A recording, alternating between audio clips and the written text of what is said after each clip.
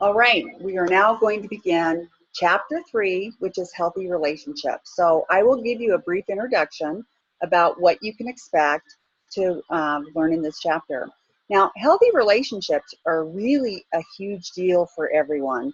I mean, obviously, we don't live on an island. We have to have interfacing with other human beings, but many times we find that these relationships are at the best, they're not very satisfying. And we find that there's a lot of pain that can be involved with relationships. And so we want to really dig in to what healthy relationships look like and how to build them. But before we do that, we actually have to talk about boundaries. And what you're going to learn in boundaries may be a little bit different from what you've learned in the past. And so we're excited to really show you what boundaries are all about, because they're really, really going to be helpful for us. And we're going to learn that there's social boundaries, because we have to have them in order to prevent anarchy.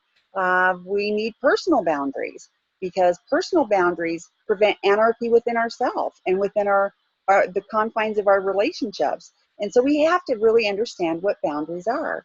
And if you don't have healthy boundaries, I can tell you, you won't attract healthy people, because they will see your life as being very chaotic, and they're not wanting to be part of that, because healthy people have abandoned that aspect of their life. They don't want to go back to it. So it's really important to understand these types of boundaries. We're going to talk about the difference between healthy and unhealthy relationships. And that's going to be a real interesting piece for some of you who think that you know what a healthy relationship is, but maybe you don't. We're going to talk about how healthy relationships influence our purpose and how unhealthy relationships do the same. We're going to learn how relationships influence our quality of life.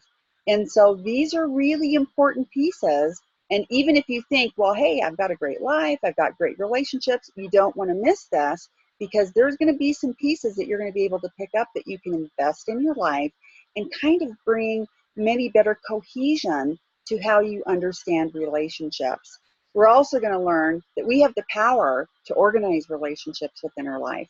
And so we are not about cutting people out. We're about restoration, because remember, that's part of the model that we work with the investment.